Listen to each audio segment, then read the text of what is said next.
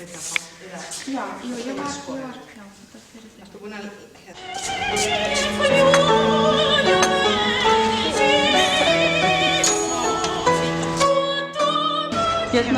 Hvenær fluttir þú til Íslands? Það er fyrsta spurningin.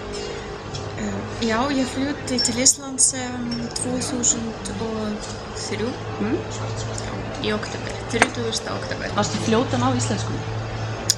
Ég veit ekki, nei, ég held nú ekki að spjalla og vera með og einhvern veginn svona, gaman að kunna tungumál, það öðruvísi þegar maður sitjast við svona jólaborðstaða hjá, þú veist, og allir að tala svona íslensku, jú, tala líka ensku, en samt, þú veist, maður bara gleyma stundum og þá langaði bara að kunna það.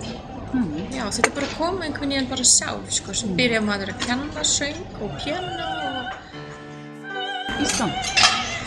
Já, stóra spurning. Já, stóra spurning. Ég myndi aldrei vera að hugsa að ég sé myndi á Íslandi.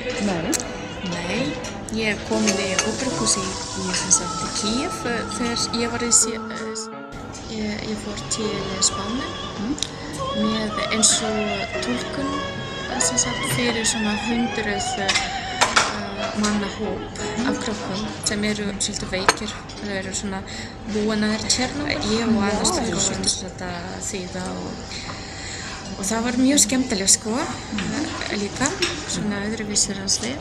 Af því sem ég er líka með BA-gráðu í spænsku, ensku og bókmyndum. Ég sá það. Já, foreldrar mínir vildu að ég væri með myndum svona annað en líka, þú veist, aukalega. En já, en svo kynnist ég manninu minni. Á Spáni? Já, gleymdi ég á Íslandi. Já. Og er ánægð með það. Já, og býr á Hofsósi. Já, býr á Hofsósi. Hefur alltaf búið á Hofsósi? Og hvað er búin að vera lengi? Nei, ég kom. Já.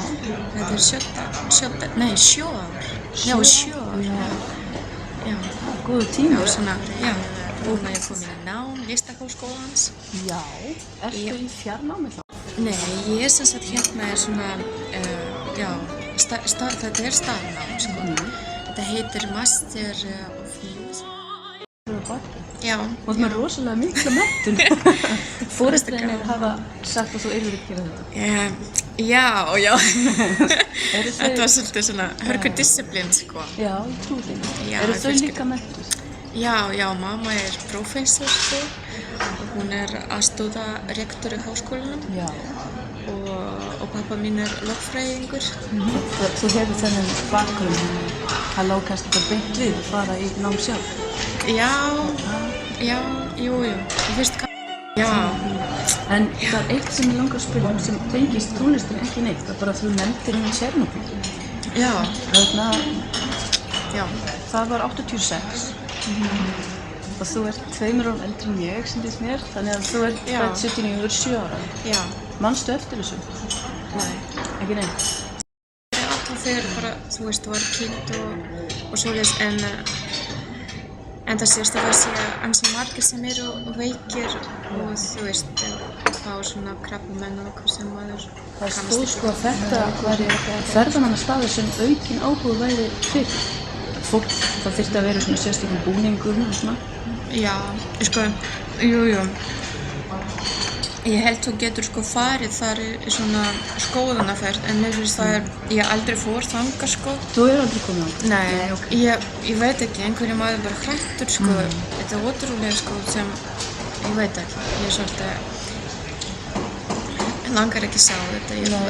Maður er búinn að sjá, þú veist, sýningar og svona myndband um þetta. En ég sá að þú ert mikið í náttúrubarn, er það ekki rétt? Jú, já. Tengistu íslensku náttúrunni sterkt? Já, ég held það.